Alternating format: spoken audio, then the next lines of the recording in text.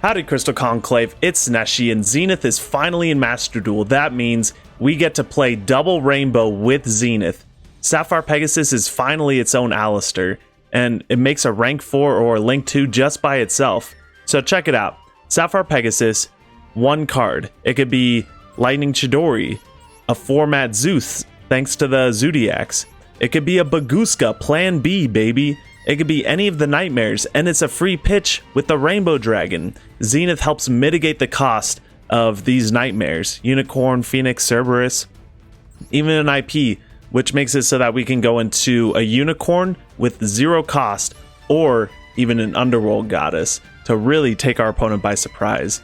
Access code is always in here, but BLS is also nice with the Zenith as well, since we're running a rank 8 engine. So the Zenith is a level 8 monster, of course. We can summon it off of Crystal Promise before the battle phase, or it has a battle phase effect, special summon itself from the hand whenever a Crystal Beast attacks. Then we can go ahead and make a rank 8. Specifically, our Draglubion. Draglubion makes the either Hope Harbinger or Numeron Dragon. If it's before the battle phase, make Numeron Dragon. He's 9,000 attack, that's game. Or if we summon Zenith during the battle phase, we could just make a little Hope Harbinger. Next turn, attack with the Draglubion. Since it can't be targeted, it's a 3k boy. Then make Zeus on top of that.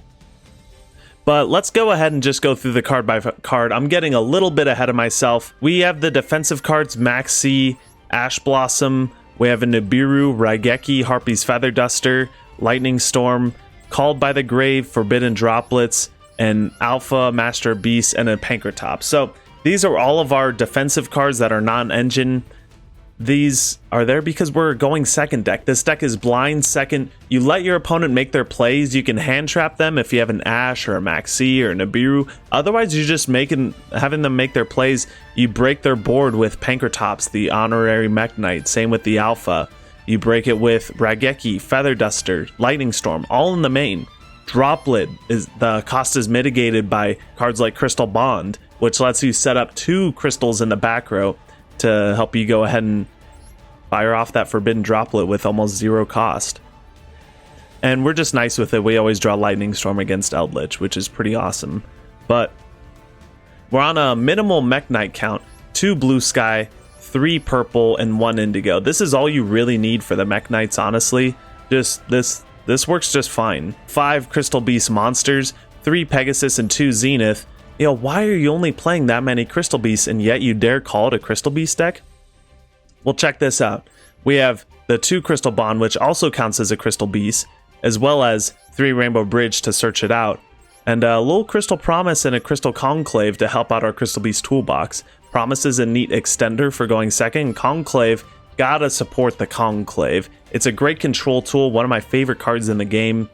If you do end up needing to make a board, it's something like a Conclave and an IP, maybe like a Baguska, and that's all you really need. This deck is great at what it does, at OTKing, breaking boards, doing what it do. But what better way to showcase this deck than with some replays? So let's check out those replays. So in this first replay, we're going to go ahead and draw our hand. We're playing in the Duelist Cup in here. Check out that new Trish monster. That's awesome. Oh, partner. So we're going up against Live Twins, and opening Lightning Storm against Live Twins is pretty awesome. No hand traps here. They're going to pretty much go off. Fast forward through this. We don't need to see all this. But yeah, they're going to go ahead and do their Live Twin things. They actually resolve their first normal summon, which is pretty sweet. Usually gets hand trapped, and that's the Live Twin experience. But end on a Trouble Sunny, set a back row, pass it over. And Lightning Storm against a Trouble Sunny is pretty awesome. We're going to go ahead and fire that off. They're going to use its effect to summon back the other Live Twins, just to have them immediately get destroyed because Lynx can't go to defense mode. We're going to Crystal Bond for Pegasus, crystallizes Zenith, let's go, and then get hit with the Drone Lockbird. Unfortunately, we can't use Zenith's effect because it's a mandatory add for Rainbow Dragon. We're normal summon a Pegasus, get hit with a Veiler, special summon a Mekk-Knight because that's 2 in a column, baby, and then go into battle. I usually like to crystallize my Crystal Beast in front of back row so that, you know, we can summon our Mekk-Knights, but just in case that's an imperm, it actually negates our Zenith effect in the graveyard. So they're going to go ahead, banish it, and then to send a card I control the grave, we're going to chain purple because it doesn't target. So we're just going to get purple out of here, get a search for an indigo, and then they're going to go ahead and send my back row, which is just a Prosby, which we can't activate because we were under Droll anyway. Who main decks Droll, bro? I don't get it. But they're going to go ahead and normal summon another live twin, and then they're going to do their live twin things. You know, it's unfortunate that we couldn't use Zenith's effect. Who knows? Like, maybe one day Zenith will resolve. They're going to go ahead and pop our Pegasus of all things, I guess. They don't even read Zenith. They don't know the true power. We're going to crystallize that one in front of back row, and they summon that in front of a column. Our purple comes back. We're going to special that indigo, have it move over. Special a blue. They're not using the effect of Trouble Sunny. That's fine. We'll keep going. And banish that to draw a card. Whatever. We're going to special summon a purple because we didn't special summon it that way this turn. Normal Pegasus, and then link it off with the Underworld Goddess for game. You didn't want to use your Trouble Sunny? That's fine. I'm not going to make anything to make you want to use it. I'll just link it off. Whatever. We didn't even use Zenith's effect that game because we top decked the third Pegasus, which is awful. But, you know, if that Pegasus stayed in our deck, we would have definitely used that Zenith effect. But we didn't need to. Yeah, why did I show this replay if I'm not using Zenith? But Zenith really, he really would have done something if our opponent didn't open Droll. So checking out this replay, we're opening pretty awesome right here. Blue, Crystal Bond, Lightning Storm, Droplet, Prosperity. We're always going second with this deck. There you go ahead, we're playing against Eldlich. Okay, they're gonna search Golden Land Forever. That's very popular. Like, why do you're running an Omni Negate anyway? Why are you running Golden Land Forever?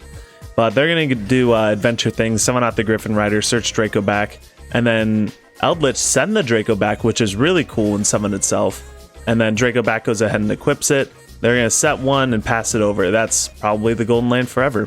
We're going to kick things off with the Lightning Storm. They're going to chain Griffin, chain Droplet, sending Lightning Storm on the Griffin. They're going to Golden Land Forever that. And they might have negated our stuff, but they don't have any more interruptions. We're going to Blue Sky effect, search Indigo, search a purple as well. Blue for 2 is game. Blue for 3 is insane. We're going to search out a Zenith to our hand with the Bond, because we already have a Pegasus in hand. Normal summon, chain Indigo to move, because, you know, why not? Zenith effect after we summon a purple, search Rainbow Dragon, special summon a Pegasus from our deck.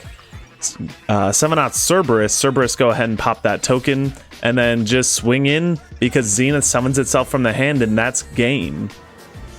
Love this deck. Zenith, what an amazing inclusion to the double rainbow strategy. I hope you guys liked those replays. One thing I wanted to let you know is Zenith always stays hydrated. You know, what's better than a Pegasus that's 1 card rank 4 or a link 2?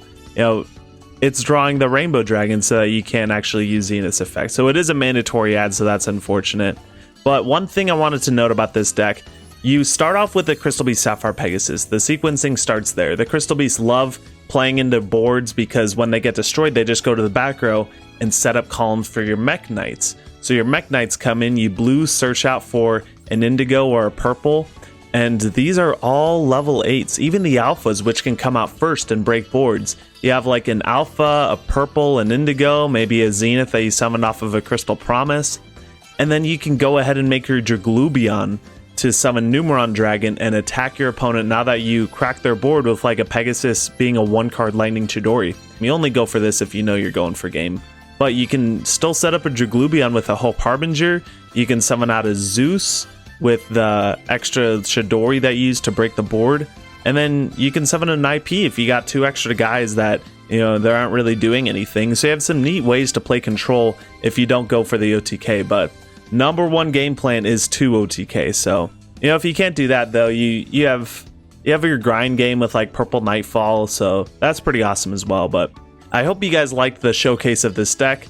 This is what I've been playing for the Duelist Cup. I'm so glad that Zenith is finally in Master Duel, so I can go ahead and showcase to you some crystal-based decks like Tri-Brigade, Conclave Control, maybe Ultimate Crystal Magic. I don't really know how I feel about that, but you know, it's kind of weird because I feel a little bit unmotivated to play this now that I know what's coming in the structure deck. So you know, it's kind of a weird back and forth. We had Zenith in the TCG, so I started playing TCG more. Now we have it in Master Duel, which is great. So now I'm going to play Master Duel a little bit more. But TCG is getting the structure deck soon in like 6 weeks, which is awesome. 7 weeks, I'm pretty sure. But then it's like, why would I want to play Master Duel when I could just play TCG with the structure deck at Bridge of the Heart, Bridge of Salvation, Copium? Awakening of the Crystal Lord. So many amazing cards coming out. And, you know, then it's just a waiting game for Master Duel to just go ahead and release the Crystal Beast Structure Deck cards. But nevertheless, let's enjoy our time with Zenith and Master Duel before we get that Structure Deck than TCG. So I can't wait to make more Crystal content in Master Duel, and I hope to see you guys in the next one. Peace.